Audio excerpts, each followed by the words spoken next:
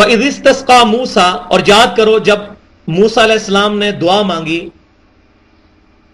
اللہ تعالیٰ سے، لِقَوْمِهِ، اپنی قوم کے لیے، فَقُلْنَا اضْرِب بِعَصَاكَ الْحَجْرَ، تو ہم نے ان سے فرمایا کہ اپنا آسا جو ہے یہ چٹان پر مارو۔ اب ظاہر ہے کہ 6 لاکھ کا لشکر ہے اور پانی کے بارے میں اب یہ دیکھیں اس کے اندر کوئی تاریخی ترتیب موجود نہیں ہے،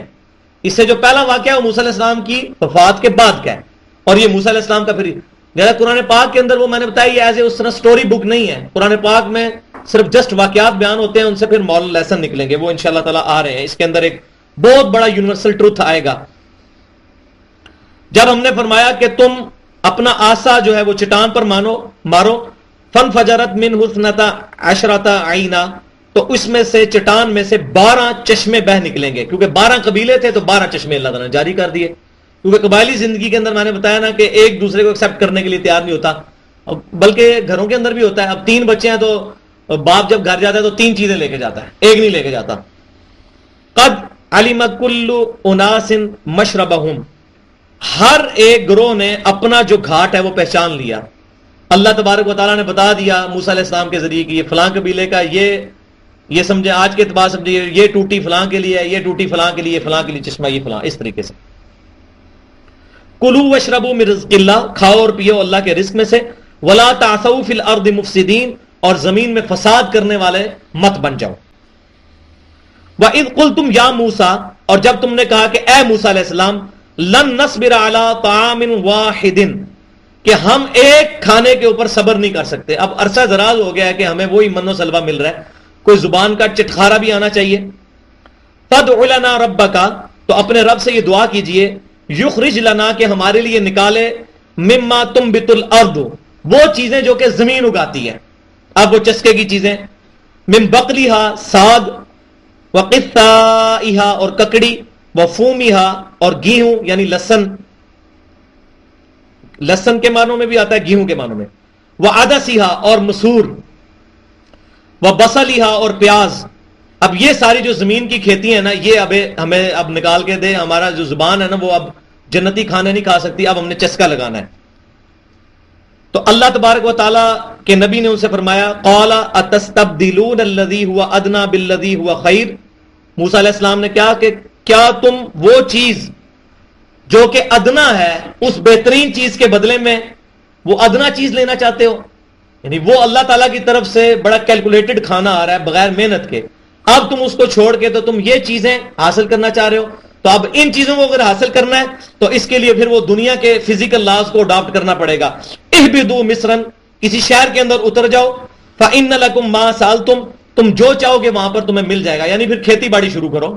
پھر یہ اس طرح مفت نہیں ملے گا، یہ زمین کے اجناس جو ہیں تو دنیا کے اندر فزیکل لاز چلیں گے، دنیا کے اندر یہ سارے معاملات کرنے پڑیں گے۔ اب وہ اللہ تبارک و تعالیٰ کی طرف سے وہ مورل لیسن جو ان تمام سٹوریز کے بعد اللہ تعالیٰ نے جو اب مورل لیسن جو میں نے بتایا تھا یونیورسل ٹروتھ آئے گا، وہ پہلا یونیورسل ٹروتھ آ رہا ہے، وَضُرِبَتْ عَلَيْهِمُ الذِّلَّةُ، ہم نے ان کو اوپر مسلط کر دی، heaped upon them، ان کے اوپر تھوپ دی ذلت، والمسکنہ، اور غربت، وَبَاءُوا بِغَضَبٍ مِّنَ اللَّهِ، اور اللہ تعالیٰ کی طرف سے غضب ان کے اوپر مسلط ہو گیا۔ اب اتنی نافرمانی ہے ظاہر ہے، تو اب اللہ تعالیٰ کے جلال آیا اور اللہ تعالیٰ نے اب ان کے اوپر فیصلہ سنایا۔ ذَلِكَ بِأَنَّهُمْ كَانُوا يَكْفُرُونَ بِآيَاتِ اللَّهِ، یہ اس لیے کہ وہ اللہ تعالیٰ کی آیات کے ساتھ انکار کرتے تھے،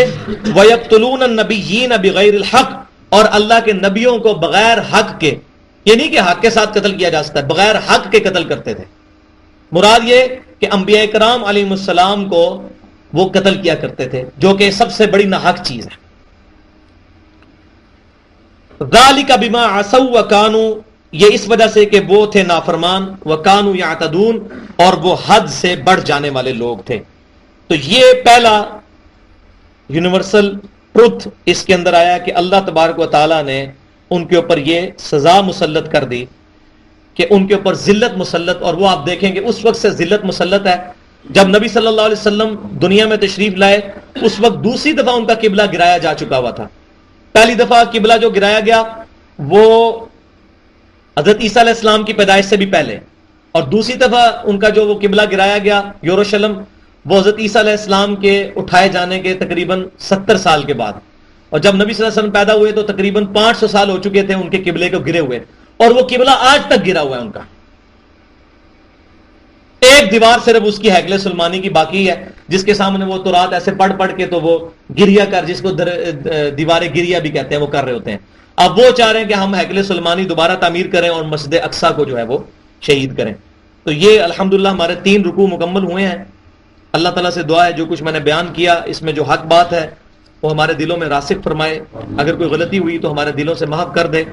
اور ہمیں بھی اس سے یہ مورل لیسن لینے کی توفیق عطا فرمائے کہ اللہ تبارک و تعالیٰ ہمارے ساتھ وہ معاملہ نہ فرمائے کہ جو بنی اسرائیل کے ساتھ ہوا تھا.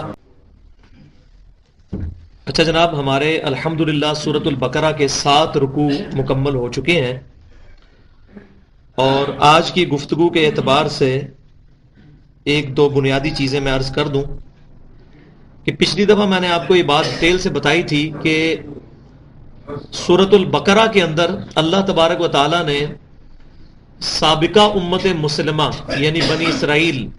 جو ابراہیم علیہ السلام کے دوسرے جو بیٹے تھے سیدنا اسحاق، ان کے بیٹے سیدنا یعقوب علیہ السلام ان کی اولاد میں سے تھے، جن کو ہم یہود بھی کہتے ہیں اور عیسائی بھی، نصارہ بھی.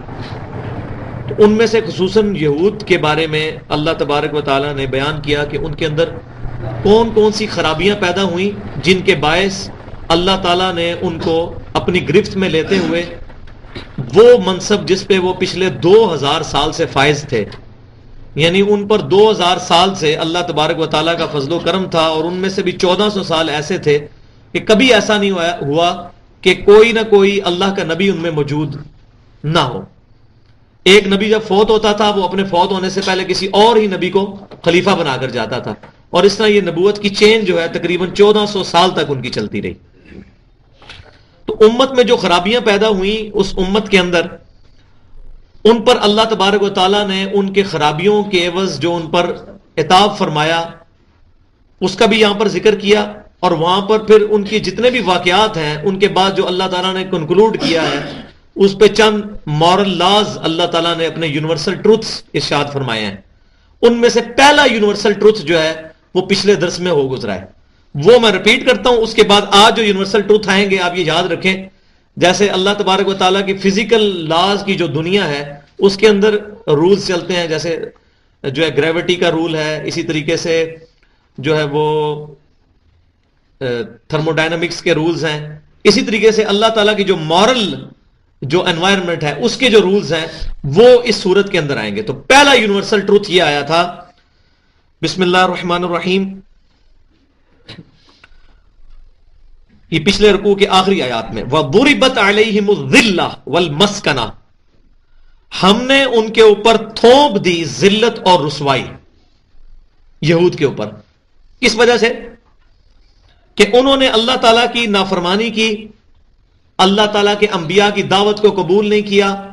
اور قبول کیا تو بعد میں اس کو ٹیمپر کیا اور انبیاء کرام کو تکالیف تھی.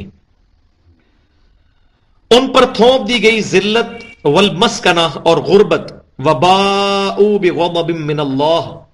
اور اللہ تعالیٰ کی طرف سے وہ غضب کے مستحق ہوئے. ذالک بانہم کانوا یکفرون بآیات اللہ، یہ اس وجہ سے تھا کہ وہ اللہ تعالیٰ کی آیات کا انکار کرتے تھے. یہ نہیں تھا کہ وہ مانتے نہیں تھے، عقیدے میں مانتے تھے، اپنے عمل سے انکار کرتے تھے. کفر کا لفظی مطلب ہے انکار کرنا. ایک تو ہے عقیدے کا کفر، وہ تو ویسے ہی فارغ ہے. ایک ہے عمل کا کفر، ماننا لیکن اپنے عمل سے اس کو ڈیمانسٹریٹ نہ کرنا. جیسا کوئی شخص یہ مانتا ہے کہ 5 وقت نماز پڑھنی چاہیے لیکن نماز نہیں پڑھتا، عقیدے میں مسلمان ہے، عمل میں وہ کفر کر رہا ہے. اللہ تبارک و تعالیٰ کی اس جو فرضیت ہے اس کا انکار اپنے عمل سے کر رہا ہے. کافر تو وہ نہیں ہوگا لیکن اس کا عمل کفر والا ہوگا. وَيَقْتُلُونَ النَّبِيِّينَ بِغَيْرِ الْحَقِّ، اور بغیر کسی وجہ کے انبیاء کرام علیہ السلام کو وہ قتل کر دیا کرتے تھے. ذَلِكَ بِمَا عَصَوْا وَكَانُوا، یہ اس وجہ سے تھا کہ وہ نافرمان تھے، وَكَانُوا يَعْتَدُونَ، اور وہ حد سے بڑھنے والے تھے. یہاں پر 7واں رکوع مکمل ہوا تھا. آج انشاءاللہ ہم 8ویں رکوع سے شروع کرتے ہیں، اور اس کے شروع میں ہی وہ امپورٹنٹ آیت آ رہی ہے جس کو آج کل منکرین حدیث نے اور جدید سکالرز نے ایک نیا فتنہ کھڑا کیا ہے دین الہی کی شکل کے اندر، ایک بھائی جو ادھر بیٹھا نا جی وہی جو اس طرف متوجہ ہو، سارے جو ہے نا اس طرف اشارہ نہ کیا کریں، آپ میری طرف متوجہ رہیں. وہ جو بیٹھا ہوا ہے اس کو پتہ چل جائے گا کس طریقے سے آنا ہے دوسرے دروازے سے. یہ وہ آیت اب آنے لگی ہے، آیت نمبر 63. بسم اللہ الرحمن الرحیم.